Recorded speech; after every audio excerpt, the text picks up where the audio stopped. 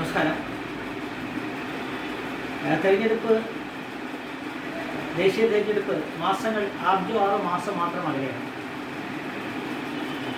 ഒരു ഫാഷിസ്റ്റ് ഭരണകൂടത്തിൻ്റെ യുദ്ധം പ്രഖ്യാപിച്ചു എന്നുള്ള ഒരു ഫാഷിസ്റ്റ് ഭരണകൂടത്തെ ഇല്ലാതാക്കാൻ വേണ്ടിയുള്ള ഒത്തുചേരലാണ്. അതുകൊണ്ടാണ് പരസ്പരം ഒരു രീതിയിലും യോജിക്കാൻ കഴിയാത്തതായിട്ട് കൂടി ഞങ്ങൾ ഒന്നിച്ചു നിന്നുകൊണ്ട് ഒരു വലിയ പോരാട്ടത്തെ നയിക്കുന്നത് എന്നുള്ള പ്രഖ്യാപനം നടത്തി.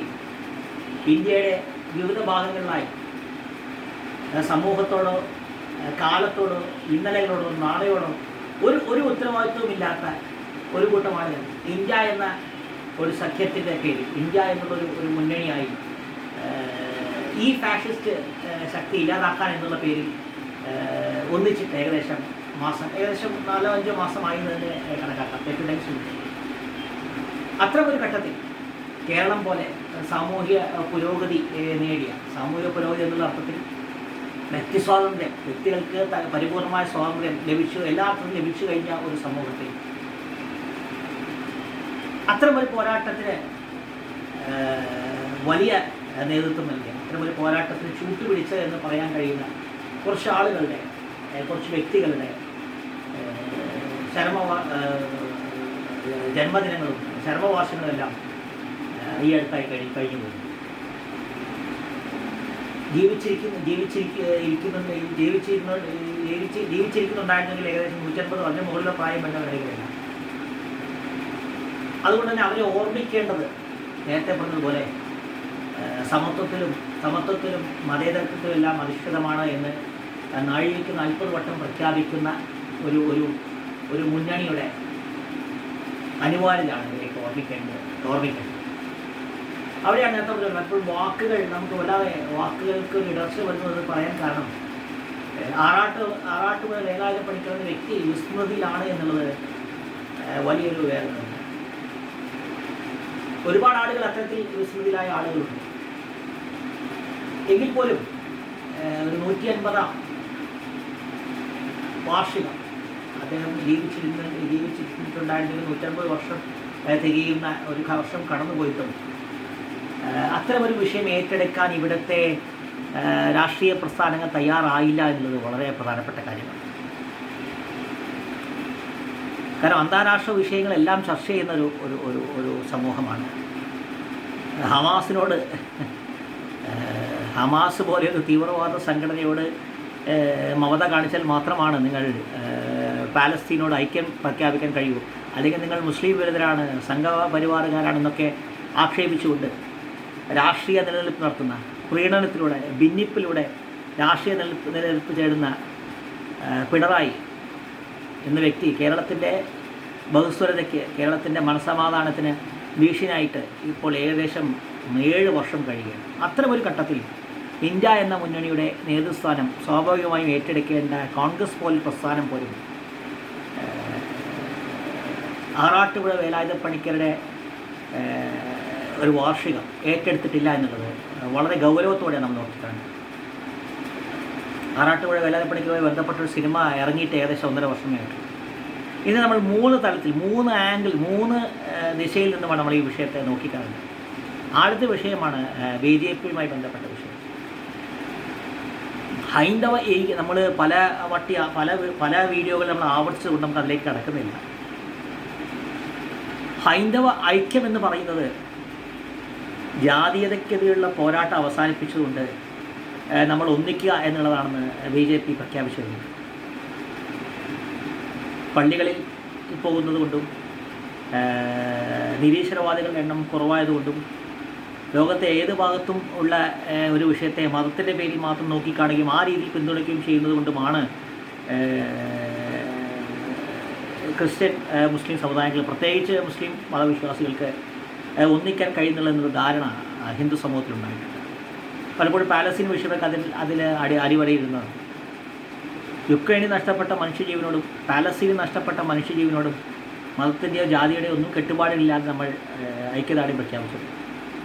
യുദ്ധം ഇസ്രായേൽ അവസാനിപ്പിക്കേണ്ടത് മനുഷ്യരാശിയുടെ മനുഷ്യത്വമുള്ളവരുടെ ആവശ്യമാണ് എന്നുള്ള രീതിയിൽ നമ്മൾ പറഞ്ഞിട്ട് പോലും, ലോകം മുഴുവൻ പറഞ്ഞിട്ട് പോലും അതൊരു മതപരമായ വിഷയമായിട്ട് ഏറ്റെടുത്ത് പോയ മുസ്ലിം ലീഗ് പോലെയുള്ള സംഘടനകൾ തീർച്ചയായും അത്തരമൊരു ചിന്ത ക്രിസ്ത്യൻ ഹൈന്ദവ സമൂഹത്തിൽ ഉണ്ടാക്കിയില്ലെങ്കിൽ അത്ഭുതമുണ്ട്. അപ്പോൾ നമ്മുടെ വിഷയം BJP എന്നുള്ളൊരു സംഘടന ആറാട്ടുപുഴ വേലായുധ പണിക്കരെ പോലൊരു വ്യക്തിയെ ഏറ്റെടുക്കുമെന്ന് നമുക്ക് വിശ്വസിക്കാൻ കഴിയില്ല. കാരണം സവർണാധിപത്യം നിലനിൽക്കേണ്ടതും പൗരോഹിത്യത്തിന് കീഴിൽ അത് സവർണ ജാതിയിൽപ്പെട്ട പുരോഹിതന് കീഴിൽ അണിനിരക്കേണ്ടത് ഹിന്ദു സമൂഹത്തിൻ്റെ ആവശ്യമാണെന്ന് ഹിന്ദുക്കളെ വിശ്വസിപ്പിച്ചുകൊണ്ടിരിക്കുന്ന രാഷ്ട്രീയ പ്രസ്ഥാനം ആറാട്ടുപുഴ വേലായുധ പണിക്കരെ പോലൊരു വ്യക്തിയോ ജാതി സംവരണത്തെയോ ഏറ്റെടുക്കുമെന്ന് നമുക്ക് വിശ്വസിക്കാൻ കഴിയും. മുമ്പ് നമ്മൾ ജാതി സെൻസസിനെക്കുറിച്ച് അതിൻ്റെ ആവശ്യകതയെക്കുറിച്ച് അതെങ്ങനെയാണ് ഒരു സാമൂഹിക പുരോഗതിക്ക് വേണ്ടി മാത്രമുള്ള വിഷയമാണ് എന്നുള്ളതും അത് അനിവാര്യമാണ് എന്നുള്ളതും നമ്മൾ ചർച്ച ചെയ്യുന്ന വീഡിയോ നമ്മൾ ഈ വീഡിയോയുടെ കൂടെ ചേർത്തിട്ടുണ്ട്. തീർച്ചയായും നമ്മൾ ആ വീഡിയോയിൽ പറഞ്ഞ് നമ്മൾ ആവർത്തിക്കുന്നില്ല. അപ്പോൾ ഇത് ജാതിയുമായി ബന്ധപ്പെട്ട ഒരു വിഷയമല്ലെന്നും സമൂഹത്തിലെ അസമത്വം പരിശോധിക്കുകയും അതില്ലാതാക്കുകയും ചെയ്യേണ്ടതിന് വേണ്ടി മാത്രം എടുക്കേണ്ട ഒരു നടപടിയാണെന്നും ജാതിയുടെ പേരിൽ വിഭജിക്കപ്പെട്ടൊരു സമൂഹത്തിൽ അതിൻ്റെ പേരിൽ തന്നെ നമ്മൾ ആ വിശകലനം നടത്തേണ്ടതുണ്ട് എന്നുള്ളതുമാണ് ഇതിൻ്റെ ഏറ്റവും പ്രധാനപ്പെട്ട കാര്യം. എന്നാൽ അത്തരമൊരു വിഷയം ഏറ്റെടുത്ത കോൺഗ്രസിനോ അത്തരമൊരു വിഷയം ഏറ്റെടുത്ത കോൺഗ്രസിന് അത് എതിർക്കുന്ന BJPക്കുള്ള ആത്മാർത്ഥത പോലും ഇല്ല എന്നുള്ളതാണ് ഏറ്റവും പ്രധാനപ്പെട്ട കാര്യം. അപ്പോൾ ആദ്യത്തേത് BJP നമുക്കത് പ്രതീക്ഷിക്കാൻ കഴിയും. രണ്ടാമത്തേതാണ് മുസ്ലിം ലീഗ്. തീർച്ചയായും കേരളത്തിൽ അർഹിക്കുന്നതിനേക്കാൾ എത്രയോ വലിയ സംവരണ ആനുകൂല്യങ്ങൾ ഒരു ന്യൂനപക്ഷ സമുദായം എന്തെങ്കിലും ലഭിക്കുന്നൊരു സമൂഹമാണ് മുസ്ലിം സമുദായം എന്ന് പറയുന്നത്. മറ്റ് സംസ്ഥാനങ്ങളെ അപേക്ഷിച്ച് സാമൂഹിക പുരോഗതി വളരെയധികം നേടിയൊരു സമുദായമാണ് മുസ്ലിം സമുദായം. കേരളത്തിൽ രാഷ്ട്രീയ, സാമ്പത്തിക, സാംസ്കാരിക മേഖലകളിൽ വലിയ രീതിയിലുള്ള മുന്നേറ്റം മുസ്ലിം സമുദായത്തിൽ ഉണ്ടാക്കാൻ കഴിഞ്ഞിട്ടുണ്ട്. പ്രത്യേകിച്ച് കഴിഞ്ഞ 1.5 പതിറ്റാണ്ടിലേറെയായിട്ട് കേരളത്തിലെ രാഷ്ട്രീയ മേഖലകളിൽ പൂർണ്ണമായും മുസ്ലിം സമുദായത്തിന് നിയന്ത്രണത്തിൽ വരികയും SDPI, PDP പോലെയുള്ള സംഘടനകളെ അത്തരം തീവ്രവാദ സംഘടനകൾ നമ്മൾ പല വീഡിയോയിൽ ചർച്ച ചെയ്തിരുന്നു. 2001 സെപ്റ്റംബർ 11 ആക്രമണത്തിന് ശേഷം ലോകത്തെമ്പാടുമായി ചിതറിപ്പോയ അല്ലെങ്കിൽ ലോകത്തെമ്പാടുമായി രൂപം കൊണ്ട ഓൺലൈൻ വഴിയുള്ള ഇൻ്റർനെറ്റ് വഴിയുള്ള ഇസ്ലാമിക തീവ്രവാദ സംഘടനകൾക്ക് കേരളത്തിൽ വേരുറപ്പിക്കാൻ കഴിഞ്ഞതിന് ഒരു വലിയ പരിധിയിൽ മുസ്ലിം ലീഗ് പരോക്ഷമായി സഹായിച്ചിട്ടുണ്ടെന്നുള്ളത് നിസ്സംശയം നമുക്ക് പറയാൻ കഴിയും. അതിനെ എതിർക്കാനോ പരസ്യമായി എതിർക്കാനോ തള്ളിപ്പറയാൻ അവർ തയ്യാറായിട്ടില്ല എന്നുള്ളൊരു സത്യമാണ്. അപ്പോൾ ഇത്തരം ഒരു ഘട്ടത്തിൽ സാമൂഹികവും സാംസ്കാരികവും സാമ്പത്തികമായ രീതിയിൽ രാഷ്ട്രീയമായ കരുത്ത് കൂടി നേടിക്കഴിഞ്ഞ ഒരു മുസ്ലിം സമുദായത്തിന് ഒരു സംവരണം ആവശ്യമില്ല എന്നുള്ളത് കേരളത്തിൽ ആവശ്യമില്ല എന്നുള്ളത് നിസ്സംശയം നമുക്ക് പറയാൻ കഴിയുന്ന കാര്യം. അപ്പോൾ ഇത്തരം ഒരു ജാതീയ സംവരണത്തിലൂടെ കേരളം പോലൊരു അസമത്വം ഏറെക്കുറെ കുറഞ്ഞൊരു സമൂഹത്തിൽ ജാതി സംവരണത്തിലൂടെ വിഭവങ്ങൾ വലിയ രീതിയിൽ വിഭവങ്ങളുടെ ഒരു എന്താ പറയുക ഭൂപരിഷ്കരണ നിയമം സംഭവിച്ച പോലെ വിഭവങ്ങളുടെ അത് അധികാരമാവാം, സമ്പത്താവാം, ഭൂമിയാവാം, അവകാശങ്ങളാവാം, എല്ലാം കൂടുതൽ അല്ലെങ്കിൽ കൂടുതൽ എന്താ നമ്മൾ ഏത് വാക്കുന്ന കൂടുതൽ നമ്മൾ ഈഗാലിറ്റികൾ എന്ന് പറയുന്ന പോലെ സമൂഹത്തെ എല്ലാ വിഭാഗങ്ങളിലേക്കും കൂടുതൽ നീതിയുക്തമായി വിഭജിക്കപ്പെടുന്ന സാഹചര്യം ഉണ്ടാകും. അത്തരമൊരു സാഹചര്യത്തിൽ ഈ കേരളം പോലെ ഉള്ളൊരു സമൂഹത്തിലെ ന്യൂനപക്ഷ സമുദായമാണ് തങ്ങളെന്ന് വാദിച്ച് നിർത്താൻ പോലും കഴിയാത്തൊരു ഘട്ടം മുസ്ലിം ലീഗ് മുൻകൂട്ടി കാണുന്നു.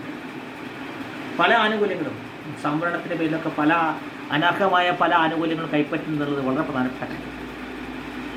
സാമ്പത്തികമായ ഒരു മേൽക്കൈയാണ് സംവരണത്തിൻ്റെ അളവുകളെന്ന് നമുക്ക് ഒരിക്കലും പറയാൻ കഴിയും. എങ്കിൽ പോലും സാംസ്കാരികവും സാമ്പത്തികമായ ഉന്നമനം നേടുന്ന എല്ലാ സാഹചര്യവും മുസ്ലിം സമുദായത്തിന് കേരളത്തിൽ ലഭിച്ചിട്ടുണ്ട്. അത്തരമൊരു ഘട്ടത്തിൽ മുസ്ലിം സമുദായം ഇത്തരമൊരു സംവരണത്തെ എല്ലാ രീതിയിലും എതിർക്കുമെന്നുള്ള കാര്യത്തിൽ ഒരു സംശയമില്ല. അപ്പോൾ കേരളത്തിൽ ജാതി സംവരണം വേണ്ടാത്ത ഏറ്റവും പ്രധാനപ്പെട്ട 2 കൂട്ടർ, ഒന്ന് BJP, ഒന്ന് മുസ്ലിം ലീഗ്.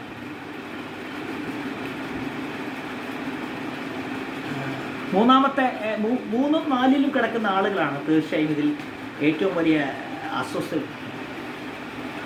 അതിൽ ആദ്യത്തേതാണ് SNDP എത്ര പറയുന്നത് NSS കരയോഗമോ വാര്യർ സമാജമോ ബ്രാഹ്മണ സമാജമോ യോഗക്ഷേമ സമിതിയൊക്കെ ജാതി സംവരണം എതിർക്കുന്നുണ്ടെങ്കിൽ നമുക്കത് മനസ്സിലാക്കാൻ കഴിയും.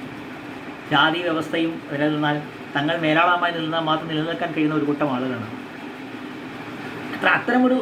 അത്തരം സമുദായങ്ങളിൽ എതിർക്കുന്നത് നമുക്ക് മനസ്സിലാക്കാൻ കഴിയും. പക്ഷേ SNDP യോഗം പോലെയൊരു സംഘടന വെള്ളാപ്പള്ളി നടേശനെ പോലെ ജാതി വിറ്റ് ജീവിക്കുന്നൊരു മനുഷ്യൻ, ശ്രീനാരായണ ഗുരുവിനെ വിറ്റ് കാശാക്കുന്നൊരു മനുഷ്യൻ ജാതി സംവരണത്തെ പിന്തുണയ്ക്കുന്നില്ല എന്നുള്ളത് നമ്മൾ വളരെ സൂക്ഷ്മമായി വിലയിരുത്തേണ്ടതാണ്. അതിൽ പിന്നെ രാഷ്ട്രീയവും ദുരുദ്ദേശങ്ങളും അതിൻ്റെ പ്രത്യാഘാതങ്ങൾ നമ്മൾ ശ്രദ്ധിക്കേണ്ടതാണ്.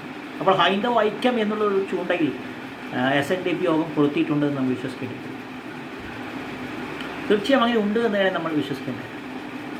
കാരണം ഒരു ദിവസം 3 പ്രാവശ്യം അഭിപ്രായം മാറ്റി പറയുന്ന നടേശനെ പോലൊരു വ്യക്തിയിൽ നിന്ന് നമുക്ക് കൃത്യമായ തീരുമാനങ്ങൾ പ്രതീക്ഷിക്കാൻ കഴിയും. എങ്കിൽ പോലും ഇത്തരമൊരു സംവരണത്തെ സവർണ പൂജാരി അടക്കമുള്ള വിഷയങ്ങൾ കമ്മ്യൂണിസ്റ്റ് പാർട്ടിയുടെ യുമായി ചേർന്ന് നിൽക്കുമെന്ന് പൊതുസമൂഹത്തിൽ വിശ്വസിപ്പിച്ചുകൊണ്ടിരിക്കുന്ന നടേശൻ എപ്പോഴാണ് മന്ത്രി അനിൽകുമാറുമായി ബന്ധപ്പെട്ട ഒരു വിവാദം ഉണ്ടായതും അമ്പലത്തിൽ വെച്ചു. അപ്പോൾ ഇത്തരം വിവാദമൊക്കെ ഉണ്ടായത്. അപ്പോൾ ഇത്തരം ഒരു ഘട്ടത്തിൽ പോലും ഒരു സവർണ പൂജാരി അടക്കമുള്ള വിഷയങ്ങളിലേക്ക് ഈ അടുത്തത് ശിവഗിരിയിലെ ഒരു ശിവഗിരി തീർത്ഥാടനവുമായി ബന്ധപ്പെട്ട ഒരു പരിപാടിയിൽ അത് ഒരു SNDPയുടെ ഒരു പ്രമുഖൻ ഉയർത്തിക്കാട്ടുക കൂടി ഉണ്ടായി. എന്നിട്ട് കൂടി ഇത്തരമൊരു വിഷയം ഏറ്റെടുക്കാൻ വെള്ളാപ്പള്ളി നടേശനെ പോലൊരു വ്യക്തി താല്പര്യം കാണിക്കുന്നില്ല എന്നുള്ളതാണ് ഇതിലെ ദുസ്സൂചനകളും ദുരൂഹതകളും ഉണ്ടാകുന്നത്. അപ്പോൾ ഹൈന്ദവ ഐക്യം ഇവിടെ രൂപപ്പെട്ട് കഴിഞ്ഞു. SNDP യോഗത്തിൻ്റെ വോട്ടുകൾ ദേശീയ തലത്തിൽ ഇല്ലാതായി കഴിഞ്ഞാൽ കേരളത്തിൽ കുറച്ച് വർഷങ്ങൾക്കുള്ളിൽ ഇല്ലാതാവാൻ പോകുന്ന കമ്മ്യൂണിസ്റ്റ് പാർട്ടിക്ക് വേണ്ടി വോട്ട് SNDP ചെയ്യുമോ? പൂർണ്ണമായും ലീഗിൻ്റെ നിയന്ത്രണത്തിലായി കഴിഞ്ഞാൽ കോൺഗ്രസിലേക്ക് വോട്ട് ചെയ്യുമോ? അതോ ഇന്ത്യ ഭരിക്കാൻ സാധ്യതയുണ്ടെന്ന് തോന്നിക്കഴിഞ്ഞാൽ BJPയിലേക്ക് പോകുമോ എന്നുള്ള ചിന്തകളൊക്കെ നമ്മൾ സൃഷ്ടിക്കുന്നതാണ്. വെള്ളാപ്പള്ളി നടേശൻ സൃഷ്ടിക്കുന്ന എക്കാലത്തെയും പോലെ വെള്ളാപ്പള്ളി നടേശൻ സൃഷ്ടിക്കുന്ന അനിശ്ചിതത്വം. പക്ഷേ ഈ വിഷയത്തിൽ തീർച്ചയായും വളരെ അർത്ഥഗർഭമാണോ എന്നറിയാത്ത വിധം വളരെ നിഗൂഢമായൊരു മൗനം അദ്ദേഹം കൊടുത്തു. 4ാമത്തേതാണ് കമ്മ്യൂണിസ്റ്റ് പ്രസ്ഥാനം. കഴിഞ്ഞ മുമ്പ് പല വീടുകളും ചർച്ച ചെയ്യുന്നു. കഴിഞ്ഞ 2 പതിറ്റാണ്ട് ഏകദേശം മുസ്ലിം വോട്ടുകളിലേക്കും ഈഴവ വോട്ടുകളിലേക്കും പൂർണ്ണമായി ഒതുങ്ങിക്കഴിഞ്ഞൊരു പ്രസ്ഥാനമാണ് CPM. അത് SDPI അബ്ദുൽ നാസർ മദനി പോലുള്ളവരുടെ വരവോടുകൂടി അത് തീർച്ചയായും ഈഴവ സമുദായത്തിൻ്റെ നല്ലൊരു ശതമാനം പോലും, പ്രത്യേകിച്ചും 1990 ശേഷം ജനിച്ചവർ അല്ലെങ്കിൽ 1985 ശേഷം ജനിച്ചവരുടെ വോട്ടുകൾ പൂർണ്ണമായും കമ്മ്യൂണിസ്റ്റ് പ്രസ്ഥാനം നഷ്ടപ്പെട്ട് കഴിഞ്ഞിരിക്കുന്ന ഒരു ഘട്ടത്തിൽ ഈ 2 വോട്ട് ബാങ്കുകളെ മാത്രം ഉദ്ദേശിച്ച് തിരഞ്ഞെടുപ്പിൽ എന്നെ സമീപിക്കുന്ന കമ്മ്യൂണിസ്റ്റ് പ്രസ്ഥാനം ജാതി സംവരണം ഏറ്റെടുക്കുമെന്ന് നമുക്ക് വിശ്വസിക്കാൻ കഴിയില്ല. പക്ഷേ ആ ജാതി സംവരണം ഏറ്റെടുക്കാതിരിക്കുന്നത് മുസ്ലിം ലീഗിന് വേണ്ടിയിട്ടാണെന്നുള്ളതാണ് നമ്മൾ ആദ്യം തിരിച്ചറിയുന്നത്. ജാതി സംവരണം കൊണ്ട് ഏറ്റവും അധികം പരിക്ക് പറ്റാൻ പോകുന്ന 2 വിഭാഗങ്ങൾ, ഒന്ന് സവർണ ഹിന്ദുവും 2 മുസ്ലിം വിഭാഗവുമാണ് കേരളത്തിൽ. ഇന്ത്യയിൽ അതല്ല സ്ഥിതി. അപ്പോൾ അങ്ങനെ അത്തരമൊരു ഘട്ടത്തിൽ ആറാട്ടുപുഴ വേലായുധ പണിക്കരുടെ പോലൊരു വ്യക്തിയെ, അദ്ദേഹത്തെ പോലൊരു ഒരു പോരാളിയെ, സാമൂഹിക പരിഷ്കർത്താവിനെ എങ്ങനെ ആര് സ്വന്തമാക്കാൻ ശ്രമിക്കുമെന്നുള്ളതാണ് നമ്മൾ ചിന്തിക്കേണ്ട കാര്യം. സദ്ദാം ഹുസൈൻ മുതൽ ബിൻ ലാദൻ വരെയുള്ളവർക്ക് ആരാധകരുണ്ട്. ഗോഡ്സേക്ക് ആരാധകരുണ്ട്. ഇത്തരം വേലുപ്പിള്ള പ്രഭാകരൻ ആരാധകരുണ്ട്. ഇത്തരം ആളുകൾക്ക് ഇടുങ്ങിയ വിഘടനവാദ ചിന്തകൾ പുലർത്തിയിരുന്ന, മതതീവ്രവാദം മുതൽ ഭാഷാ തീവ്രവാദം മുതൽ എല്ലാം പുലർത്തിയിരുന്ന ആളുകൾക്ക് അവരുടെ അസ്തിത്വം ഏറ്റെടുക്കാൻ ആളുകളുള്ളൊരു ഘട്ടത്തിൽ മനുഷ്യൻ നടന്നിരുന്ന വഴിയിൽ, തെരുവുനായ നടന്നിരുന്ന വഴിയിൽ മനുഷ്യന് നടക്കാൻ കഴിയാതിരുന്ന ഒരു കാലഘട്ടത്തിൽ മനുഷ്യൻ്റെ വ്യക്തിത്വത്തിന് വേണ്ടി, സ്ത്രീത്വത്തിൻ്റെ ആത്മാഭിമാനത്തിന് വേണ്ടി പോരാടിയ ഒരു വ്യക്തിയെ അനുസ്മരിക്കാൻ കഴിയാത്ത വിധം തകർന്നടിഞ്ഞു പോയൊരു പ്രസ്ഥാനമാണ് കമ്മ്യൂണിസം, ഇടതുപക്ഷമെന്ന് നമ്മൾ വളരെ വേദനയോടെ തിരിച്ചറിയുന്നുണ്ട്. ആറാട്ടുപുഴ വേലായുധ പണിക്കരെ ഓർമ്മിക്കേണ്ടത് മതേതരത്വത്തിൻ്റെ മാത്രം ആവശ്യമല്ല, മനുഷ്യത്വത്തിൻ്റെ കൂടി ആവശ്യമാണ്. സ്ത്രീപക്ഷ ചിന്താഗതിയുടെ കൂടി ആവശ്യമാണ്. കാരണം സ്ത്രീത്വത്തിൻ്റെ വ്യക്തിത്വത്തിന് വേണ്ടി, സ്ത്രീത്വത്തിൻ്റെ ആത്മാഭിമാനത്തിന് വേണ്ടി പോരാടിയ ഒരു വ്യക്തിയാണ്. സമത്വം എന്നത് ഭാഷ, ജാതി, മത, ഭാഷ, ലിംഗഭേദങ്ങൾക്കപ്പുറം ഉണ്ടാവേണ്ട എന്നുള്ള ബോധം സമൂഹത്തിൽ ഊട്ടി ഉറപ്പിച്ചൊരു വ്യക്തിയാണ്. ആ വ്യക്തിയെയാണ് മതമില്ലെന്ന് പറഞ്ഞും ജാതി ഇല്ലെന്ന് പറഞ്ഞും ഇത് രണ്ടിൻ്റെയും പേരിൽ വോട്ട് ചോദിക്കുന്ന പ്രസ്ഥാനങ്ങൾ മറന്നുപോയി. ആരെങ്കിലും തീർത്തും ഏറ്റെടുക്കേണ്ട ഒരു വ്യക്തിയല്ല അദ്ദേഹം. പക്ഷെ അദ്ദേഹത്തെ അനുസ്മരിക്കേണ്ടത്, അദ്ദേഹം വിസ്മയിലാവാതെ നോക്കേണ്ടത് ഒരു പുരോഗമന സമൂഹത്തിൻ്റെ അനിവാര്യതയാണ്. ആ വഴികളിലൂടെ കടന്നു വന്നതുകൊണ്ട് മാത്രം സംഭവിച്ചതാണ് സാമൂഹ്യ പുരോഗതി. സാമ്പത്തിക പുരോഗതിയും സാമ്പത്തിക സുസ്ഥിരതയും ലഭിക്കുമ്പോഴും ഇന്നും സ്വന്തമായൊരു കച്ചവട സ്ഥാപനം തുടങ്ങാൻ കഴിയാത്ത, തമിഴ്നാട്ടിൽ നിന്ന് വരുന്ന പച്ചക്കറി വണ്ടികൾക്ക് വേണ്ടി കാത്തു നിൽക്കുന്ന ഒരു സംസ്ഥാനമായിട്ട് കേരളം നിൽക്കുമ്പോഴും ഈ ഒരു സാമൂഹിക പുരോഗതിയുടെ പേരിൽ മാത്രമാണ് നമുക്ക് ആഗോളതലത്തിൽ നമുക്ക് നിലനിൽക്കാൻ കഴിയുന്നതും മലയാളിക്ക് ലോകത്ത് എവിടെയും പോയി ജോലി ചെയ്തും പഠിച്ചും ജീവിക്കാൻ കഴിയും. അതിന് ഏറ്റവും പ്രധാനപ്പെട്ട കാരണം ഈ അസമത്വത്തിനെതിരെയുള്ള പോരാട്ടമാണ്, ഈ ഉച്ചനീതിത്വത്തിനെതിരെയുള്ള പോരാട്ടം. ആ പോരാട്ടത്തിലെ പ്രധാനിയായ ഒരു വ്യക്തിയെ രാഷ്ട്രീയ കാരണങ്ങൾ കൊണ്ട് തിരസ്കരിക്കുന്നത് മനുഷ്യത്വരഹിതമാണ്, ക്രൂരമാണ്. പൊതുസമൂഹം കണ്ണു തുറന്നിരിക്കുന്നു. പോയ കാലത്തെ വിസ്മരിച്ചു കൊണ്ടുള്ളൊരു ഇന്നില്ല, നാളെയില്ല. വലിയ വെളിച്ചമാണ്, കാലത്തിനപ്പുറത്തേക്ക് കത്തിച്ചു വെച്ച വലിയൊരു വെളിച്ചമാണ് ഇത്തരം പോരാട്ടം. അവരെ വിസ്മരിച്ചുകൊണ്ട് ഒരു പുരോഗമന സമൂഹത്തിനും ഒരു നിലനിൽപ്പിലാണ് തിരിച്ചറിഞ്ഞത്.